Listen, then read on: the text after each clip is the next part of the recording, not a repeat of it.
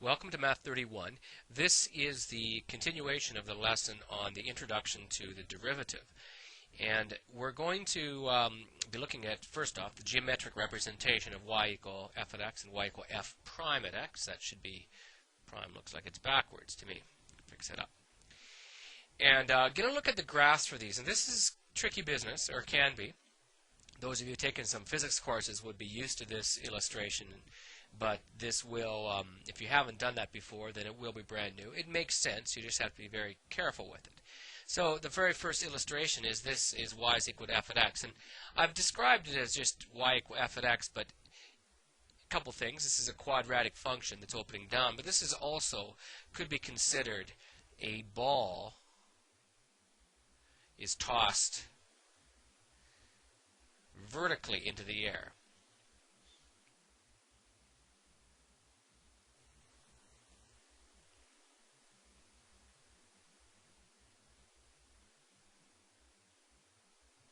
So if you thought of this as a distance-time graph, it might make sense. The ball goes straight up. We're talking about from the ground level. It reaches its maximum height, which appears to be, in this case, a height of 4, and then it starts coming down again. So this would be measuring distance and time. So I'll even include that, distance, time. I'm going to take this 4 out of there.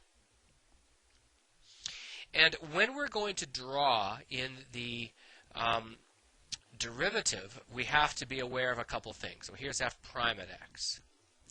Now one thing, for those of you who have worked in the physics field a little bit, you'll know that we're talking about speed versus time. So that might make some sense for us. And I'm going to break this one down into intervals. I'm going to call this point A, point B at the very top, and point C. This is not necessary, but you need to be thinking it, even if you're not doing it. And then down below, I'm going to take stock of what's going on in interval AB first off. And when I question what's going on, I mean in terms of the slope. So this forces us to remember that the derivative is the slope of the tangent line for the original function. So if you take a look at this first section, AB, it might occur to you that the slope of the tangent line, just roughing it in, it's changing if you were to roughly draw it, but it's always a positive slope. So m is always greater than 0. So therefore, f prime at x is greater than 0, positive. And then when you reach point B, the slope is actually equal to 0.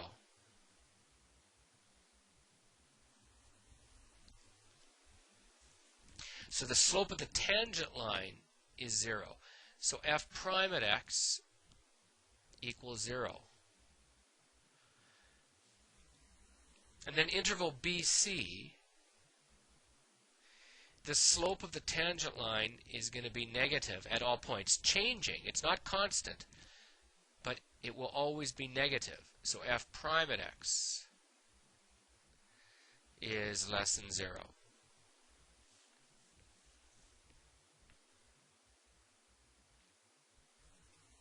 So when we draw this one in, we just have to be aware that for the section AB, we're going to be in quadrant 1 because it's positive. So that's where the graph will be above the x-axis. And if you think of this in terms of velocity, it makes sense too, because it starts off with an initial velocity of whatever, and although the velocity is going down, it's always going to be positive until it reaches point B, which is at t is equal to 2, and that's where it's equal to 0. So it's going to look like this. Now that isn't a 4 there, because we don't really know what the original speed is, but it's going to be a straight line going down like this. And what you need to remember is that this is point B, because the derivative is equal to 0 at that point. And in the interval AB, because the slope is positive of the tangent line, the graph will be above the x-axis.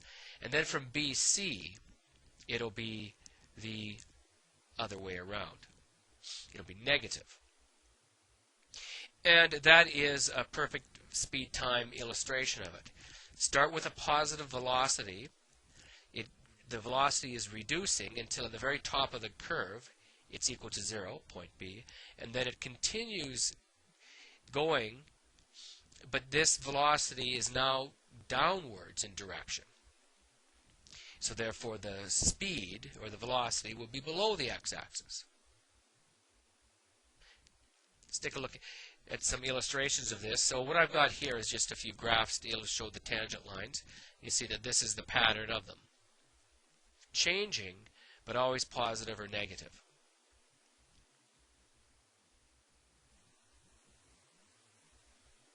And then the graph gets drawn in like that, straight line.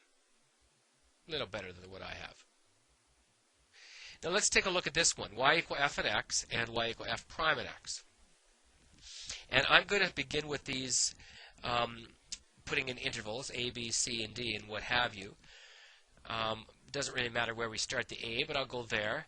And then b would be at the bottom of the curve. Let's call this c at the top, then d, and then e. And we try to make sense for each of those intervals. So in interval AB, you're concerned with the slope of the tangent lines. So you see, I only drew in that one, but it is going to be, the slope is negative. And then at the next point, B, the slope is equal to 0. So slope is negative to start with, then the slope is equal to 0. And point B is critical. In fact, I'm going to mark that on the graph already because that tells us that we will be right on the x-axis at that point. Those are really the big ones. And then BC, we can see that the m value, the slope, or the derivative is now positive. And then point C will be right on the axis again because m is equal to 0.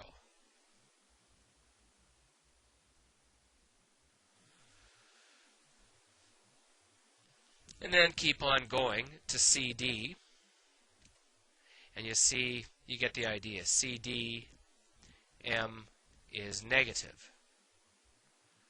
And then at point D, m is equal to 0.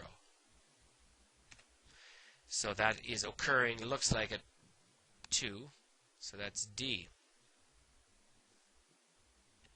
And then finally DE, m is positive. So now we just track those points or convert them to the next graph. And it can be tricky, but that point B is important. Now if you take a look at AB, m is negative, so we're going to be down below the x-axis. So we're going to be going up like this, negative. At point B, we actually cross the x-axis. And then the slope is positive, so we have to be above the x-axis. And then at point C, we're actually back to 0. So the only way we can do that is to loop down. And as we get deeper into this unit and the next unit, we start being more observant of where it's turning. In fact, in the curve sketching area, you locate that precisely. And then from CD, this slope is negative, but at point D, we're back there, so we have to loop around again. And then finally, from DE, it's positive. So away we go. Type of thing you can do. Let's try another one. Now this one is linear, and it's in some senses easier because of that. I'm going to call each of the turning points A, B, C, and D.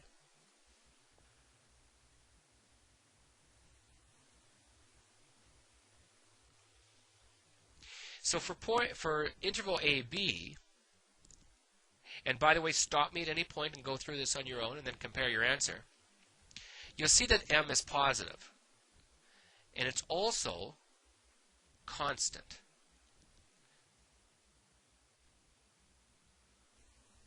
So I'm going to actually draw that in right away. Oops, excuse me. Never mind the 4. We really don't know what the speed, say, is if you're thinking of it in that terms. But it's constant. So it's going to be a straight line across. And I'm going to keep an open circle there and an open circle there at point B. Because at point B, might occur to you from what we've looked at earlier, this is non-differentiable. It's a sharp corner. Now that's going to become an issue later on in the next question. But for now, just be aware it's a sharp corner. So I'm going to keep it open. It doesn't exist at that point. And then in BC, M is positive all right. Well, I mean, let me back that up. It's positive. It's more likely it's equal to 0. The slope is equal to 0. So let's indicate that from 2 to point 4. So right across the x-axis. It's not positive. It's equal to 0. And again, you can have it undefined there. And then point C is also non-differentiable.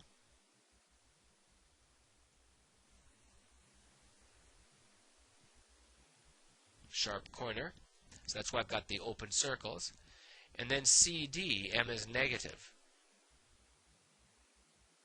but constant. So it's a constant slope because it's a linear section of the graph. So it's going to be negative somewhere below. Let's just say right there. And then constant means that it's going to be a straight horizontal line. So we get a very unusual looking graph as a result of that. And I'm going to make an observation on the top of this page, and that this illustration makes clear, or somewhat clear. The domain Z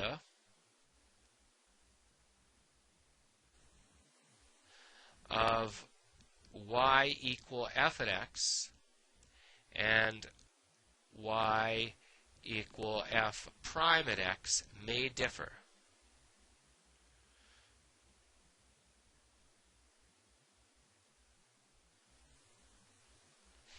But the domain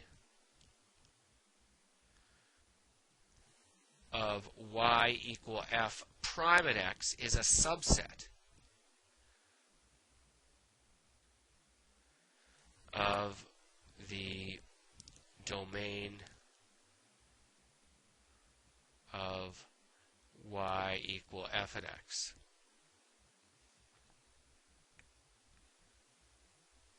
So the domain of the derivative will never be more than the domain of the original. But whatever the domain is of the original, the domain of the derivative will be a subset of that. So it'll either be equal or less. This is a good example because there's a few gaps in it along the way. Let us now take a look at a variation of all of this where on the graph is this function non-differentiable. And identify the points along the way. So pause me and do it yourself if you like. I'm going to launch right into it now. Starting with x equal negative 4.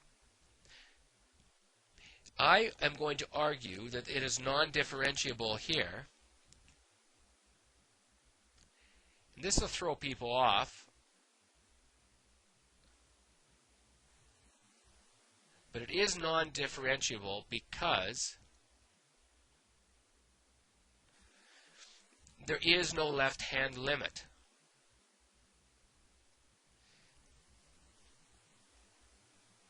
Because I'll just say no left-hand limit. So therefore, the limit doesn't exist. So as x approaches negative 4, doesn't exist. That's a lot of writing, but that's what it means. It's a technicality, but because the graph doesn't exist to the left of negative 4, you cannot work out the left-hand limit. And in order for it to be differentiable, it has to have this limit. The derivative is a limit.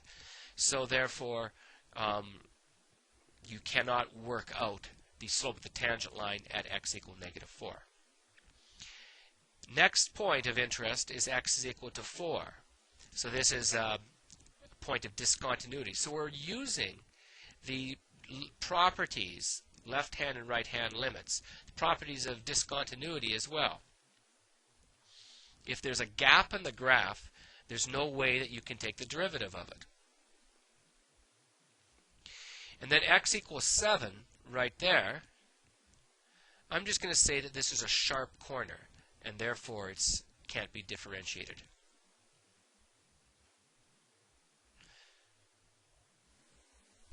And then x equal 12, this section right there, it's a vertical line.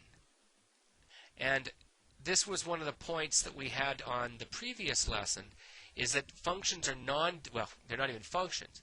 Graphs are non-differentiable if it's a vertical line, but it makes sense because the derivative is the slope of the tangent line, and slope would be undefined for a vertical line segment. And then the other point, I believe, would be, or the last point would be x equals 16 here, because there's no right-hand limit. So therefore, non-differentiable.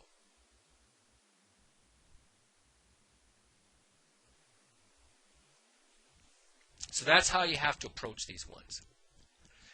Just going to do one more question, and this is going to be given a function, given a graph, and we want to answer a question about differentiability. So is this one differentiable at x is equal to 2? Now, I know you can tell by inspection.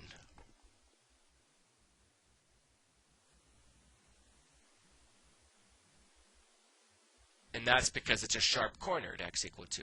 But I'm going to do this one in a slightly more formal approach. So what I'm going to do is, starting with the function, we have the equation, find the limit as h approaches 0, f at x plus h minus f at x all over h. So we dabbled in this earlier with a simple absolute value function. So the left-hand limit is the limit as x approaches negative 2, and f at x plus h is going to be absolute value of x plus h squared minus 4, and then minus f at x is going to be the function itself, which is the absolute value of x squared minus 4. Now, a couple things I've got to do. I haven't replaced the 2 in yet, and I actually should have the negative up there. It's not negative 2, it's positive 2. And also, because the left-hand limit is with absolute values, we have to make sure that we put the negative in. So we would be taking an absolute value approaching that point of 2. We want to take the negative around the bracket of the absolute value. Now we replace 2 in. We get negative, and that's a bracket now. Let me change it to a more better look. There we go. So this becomes 2 plus h squared minus 4, and then minus and minus is plus 2 squared minus 4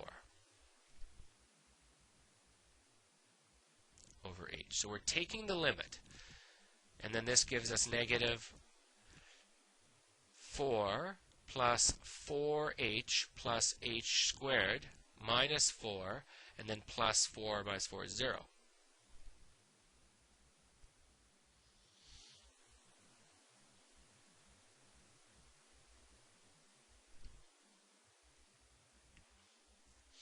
So negative 4, the 4's cancel, so how about negative 4h, better, minus h squared over h.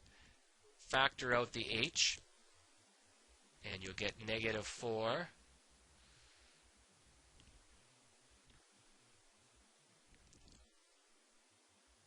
minus h over h. Then the h's divide out. And now what we do is we note that as h approaches 0, so we get closer and closer to the value, the limit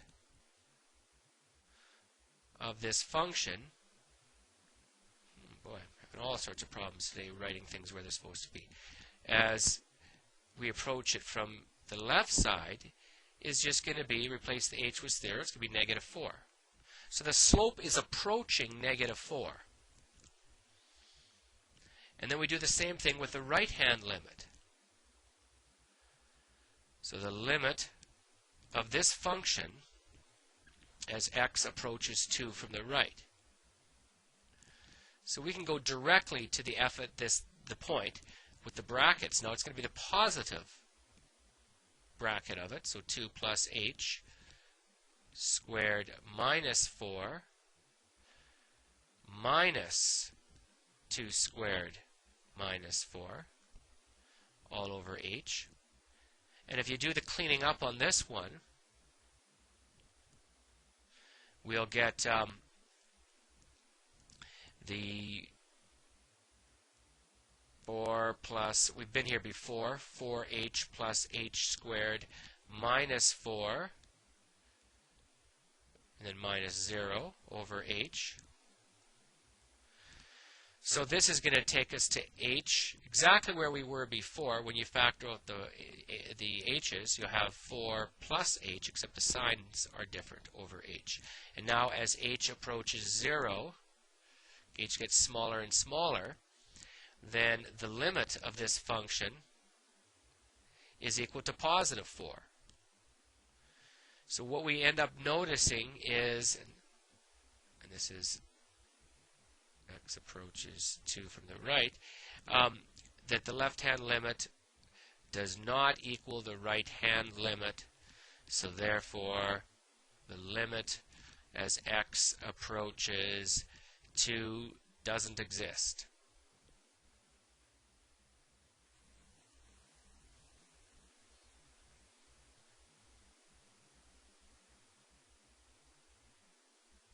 Or as h approaches 0, excuse me, better.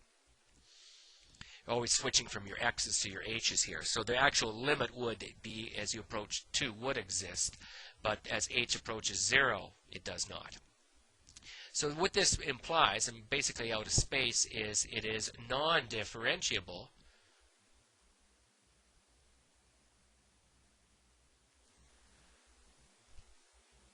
at x equal 2. So that's what happens when you get the sharp corners. And it's always confusing to do it algebraically. It's a lot easier to see the slopes. I mean, take a look what's going on with your slopes. They're very negative, and then they switch to being very positive.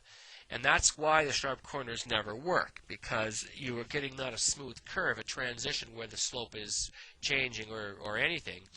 It's trying to work out the slope of a tangent at that point. And you can't get a tangent for that. So I'm going to shut it down right now. That's it for as far as we can go. The next lesson will be actually getting into the rules of derivatives, which is where you're going to spend most of your time. So thank you for your time.